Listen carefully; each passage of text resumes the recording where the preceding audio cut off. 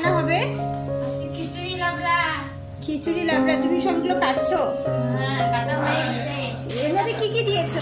এর মধ্যে বাঁধাকপি, ভাড়ালি, বেগুন, আলু, মিষ্টি কুমড়া, পটল, ঝিঙ্গা, এগুলা। এই যে কত সবজি। আর আমার ছেলের সব সবজি কেটে দিয়েছো? হ্যাঁ, এই দেখো সবজি। ঠিক আছে।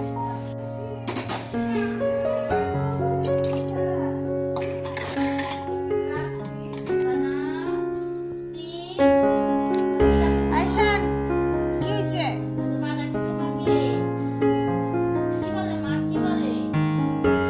কি হয়েছে? হ্যালো, যাও।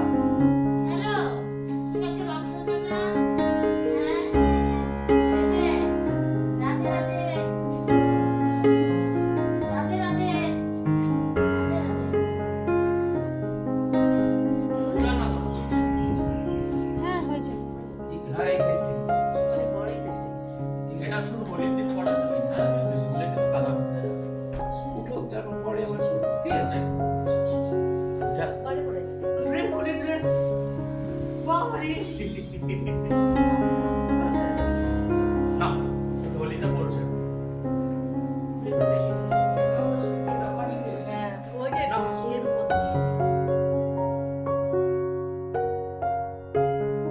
High, welcome back to my channel. চলে এলাম আপনাদের মাঝে আবারও একটি নতুন ব্লগ নিয়ে। আজকের দিনটা হচ্ছে রবিবার, আর রবিবার আজকে হয়েছে দোল পূর্ণিমার একটা তিথি পড়েছে, যার জন্য পূর্ণিমাতেই আমরা করব এই পুজোটা। সেটা হচ্ছে গোপাল পুজো, আর হোলিটাও আজকে আমরা খেলে নিব। হ্যাঁ, জানি যে হোলি সোমবার থেকে, কিন্তু আমাদের শ্বশুরবাড়িতে যে নিয়মটা রয়েছে সেটা হচ্ছে দোল পূর্ণিমার সময় যে পূর্ণিমাটা হয় সেই পূর্ণিমার দিন খেলা হয় হোলি, আর সেটা আবির দিয়ে অবশ্যই। আর সেদিন হয় গোপাল পুজো। তার জন্য সকাল থেকে আমরা উপোস পাঠ করে রান্না বান্না ভোগের সব কিছু তৈরি করতে থাকি। আজকে হবে অনেক কিছুই, সেটার মধ্যে সবার প্রথমে আজকে রান্না করা হচ্ছে লাবড়া ঘন্ট, আর সাথে হবে খিচুড়ি। এই রান্নাটা না আমাদের বাড়িতে অনেকজনেরই নিমন্ত্রণও আছে সন্ধেবেলা, তো সবাই এখন চলে আসবে তখন এই ভোগের খিচুড়ি আর সাথে লাবড়া ঘন্ট আমরা দেব। আর তার জন্য সেই রান্নাটা তো হচ্ছেই, সাথে ঘরে আমরা এখানে কিছুটা নিজেদের জন্য করছি। আমি আর আমার শাশুড়ি মা দুজনেই উপোস, বাকি আমার হাজব্যান্ড রয়েছে, শ্বশুর মশাই, তো তাদের জন্য রান্নাবান্না করা হচ্ছে। তো এটা হচ্ছে রাত্রে যারা যারা আসবে তাদের জন্য লাবড়া ঘন্ট আর খিচুড়ি করা হবে। তাই আমি না দায়িত্ব এই বছর নিয়ে নিয়েছি, আমি বানাবো। জানি না কতটা কি করে উঠতে পারবো, কারণ আমার জন্য এটা একদমই নতুন, আর এত বড় কড়াইয়ে রান্না আমি কোনোদিনও করিনি, ফার্স্ট টাইম করছি। তাই শাশুড়ি মা একটু আমার সাথে সাথে সাহায্য করে দিচ্ছে।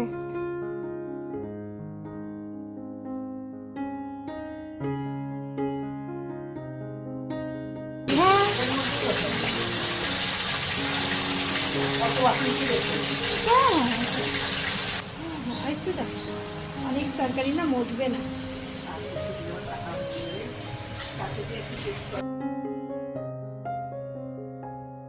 দাদু ভাই তখন থেকে বড় করে বলে না 5 বছর না সামনে বছর।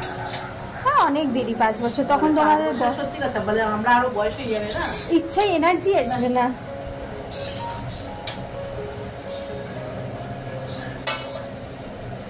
হোলিতে সব মজা হয় না এসব।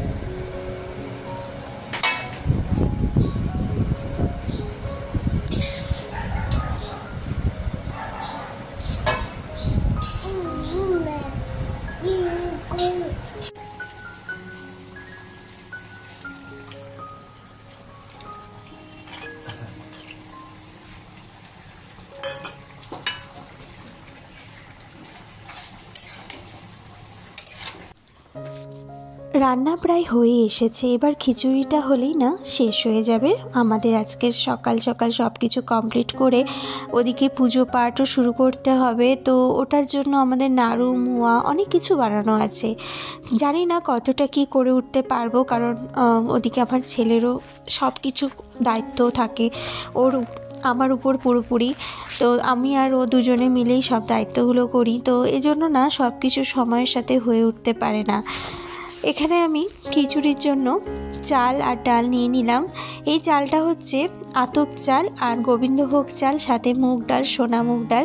ভালো করে ধুয়ে নেব আর প্রথমে মিক্স করে নিয়ে তারপরে ধুয়ে তারপরে এগুলোকে ভেজে নেব। হালকা তেলে ভেজে নিয়ে তারপরে আমি এর মধ্যে আদা, কাঁচা লঙ্কা এসব বাটা দিয়ে এই খিচুড়িটা করে নেব।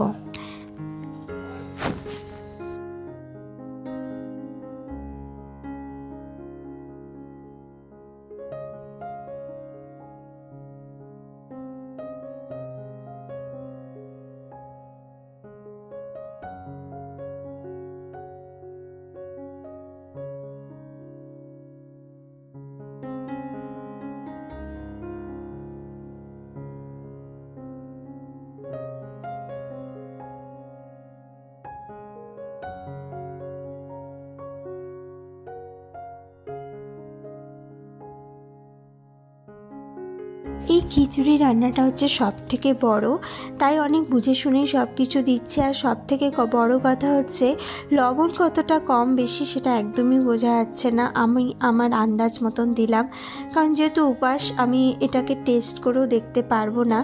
এর মধ্যে আমি গরম জল লাস্টে দিয়ে দিলাম, দিয়ে এটাকে এইভাবে হতে দেব আর আমি ওদিকে পুজোর জোগাড় করতে চলে যাব। এটা হতে থাকবে কারণ এটার হতে অনেকটাই সময়ের প্রয়োজন, এত তাড়াতাড়ি এটা পুরোপুরি সেদ্ধও হবে না, তাই এভাবে রেখে দিয়ে আমি ওদিকে পুজো করতে আসলাম। আজকে যেহেতু গোপাল পুজো, আমাদের এখানে না শ্বশুরবাড়িতে আমার ঠাকুমা শাশুড়ি এই পুজোটা করেছিল। তো ঠাকুমা শাশুড়ি উনি যখন বয়স হয়ে যায় তখন ওনার পক্ষে আর এই পুজোটা করা সম্ভব হয় না, তো শাশুড়ি মাকেই দিয়ে গিয়েছিল এই গোপালটি। তারপর থেকে আমার শাশুড়ি মায়ের কাছে আছে আর আমি এখন এই পুজোটা নিজের হাতে দায়িত্বে নিয়েছি। এটা নাকি বলা হয় যে মায়েরা তাদের সন্তানের মঙ্গলের জন্য এই পুজোটা করে থাকে, তাই আমিও আমার যেহেতু সন্তান হয়ে গিয়েছে এখন, তাই আমি আমার সন্তানের জন্য এই পুজোটা আমার দায়িত্বে এখন, যেহেতু আমার শাশুড়ি মা দিয়েছে আমাকে, তাই এখন আমি এখান থেকে এই পুজোটা করছি। তো গোপালকে আজকে স্নান ধান করিয়ে পুরোপুরি নতুন জামা পরিয়ে দিলাম আর গোপালকে সাজিয়ে নিব। আমি আমাকে শাশুড়ি মা যেভাবে বলেছে আমি ওইভাবেই সব কিছু করছি। আর আজকে গোপাল পুজোর দিন আমাদের শ্বশুরবাড়িতে আরও নিয়ম রয়েছে কিছু, সেই নিয়মগুলো আজকে ধীরে ধীরে দেখব, জানবো। আর আমি এই পুজো কোনোদিনও করিনি একা হাতে, তাই আজকে শাশুড়ি মা আমাকে সব ধীরে ধীরে শিখিয়ে দিচ্ছে, যাতে পরের বছর থেকে একা সব কিছু গুছিয়ে মানিয়ে করতে পারি।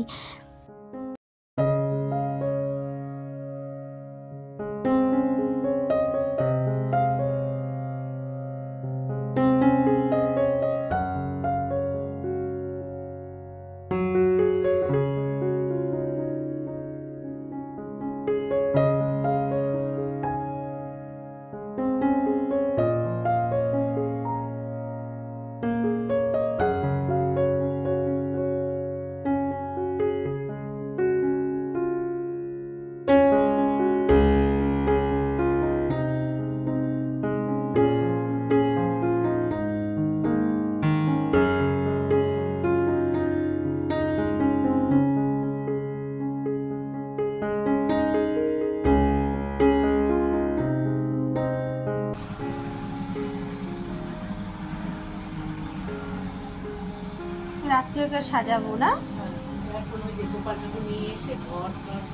ঠিক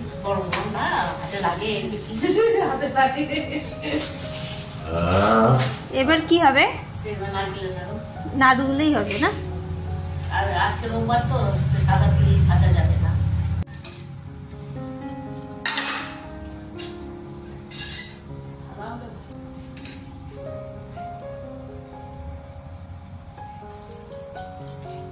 দিচ্ছে দেখ দেখ কি করছে দেখ।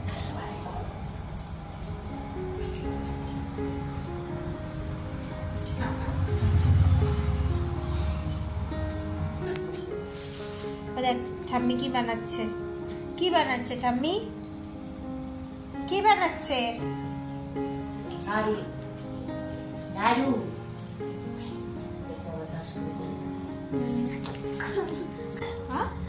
পারবেও না তাছাড়া, জানো তো। আমার শাশুড়ি মা নাড়ু মোয়া সব কিছু নিজের হাতে তৈরি করেছে। আমি না তো এখনও পর্যন্ত এসব কিছু বানানো শিখিনি, তাই শাশুড়ি মা নিজেই সব কিছু করলো। সন্ধে প্রায় হয়ে এসেছে, আমি চলে আসলাম উপরে আর শাড়ি পরে নিলাম। এই শাড়িটি পুরোপুরি ধোয়া শাড়ি, আর আমাকে এই শাড়ি পরেই পুজোর জোগাড় করতে বসতে হবে। আমি চলেও এলাম পুজোর জোগাড় করতে, আর একে একে সবাই চলে আসবে। সন্ধে হয়ে গিয়েছে, এখন গোপাল ঠাকুরকেও নিয়ে আসবো আমি, আর এখানেই বসাবো। তাই ফল মূল সব কিছু কাটছি, মিষ্টি সাজাবো। আমার যত কাজ রয়েছে না সব কিছু আমাকে সময়ের সাথে শেষ করতে হবে, কারণ হচ্ছে সন্ধ্যে 7টার আগে আমাকে পুজোটা করতে হবে। আমি একে একে সব কিছু শুনে শুনে করছি, তাই যতটা এখানে করতে করতে দেখছি যে আমার মাসি শাশুড়িও চলে এসেছে, মিষ্টি নিয়ে এসেছে। তাই ভাবলাম এই মিষ্টিটা গোপালকে দিয়ে দেবো। সবাই এসে গেলে না পুজো করতে আরও বেশ ভালো লাগে, কারণ সবার সাথে একটা আলাদাই আনন্দ কিন্তু মেতে ওঠা যায়। আর যেহেতু হোলিতে কিন্তু একা একা সেলিব্রেট করতে একদমই ভালো লাগে না, সবার সাথেই কিন্তু মজাটা আসে।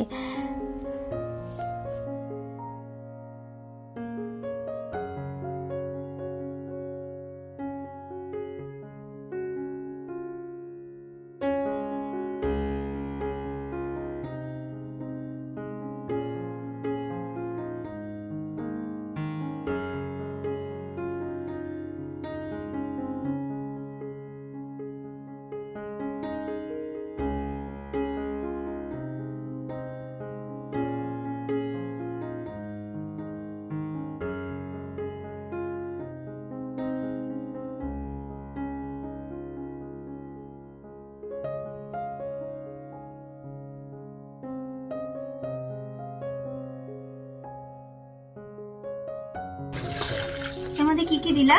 এর মধ্যে সুজি, একটু ময়দা দিব, কলা, কলা, চিনি আরো লাগবে। এটা ময়দা আমি মাখাচ্ছি। মাখাও।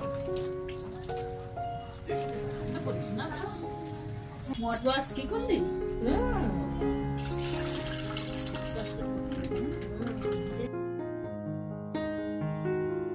আমি সব কিছু একে একে দেখে নিলাম, তো আমি এগুলো মাখিয়ে নিচ্ছি। এদিকে মিষ্টি, মিহিদানা যা যা আছে সব কিছু গোপালের জন্য এখানে সাজিয়ে নিব। ইচ্ছে ছিল আজকে গোপালের জন্য ননি বানাবো, তো সময় আর হয়ে ওঠেনি। যেহেতু আমার ছেলে এতটাই ছোট, ওর পিছনে আমাকে অনেকটাই সময় দিতে হয়, তাই সব কিছু ভাবলেও না সময়ের সাথে সব কিছু করে হয়ে উঠতেও পারি না। তাই ভাবছি একটু বড় হোক, তারপরে ধীরে ধীরে সব কিছুই করবো।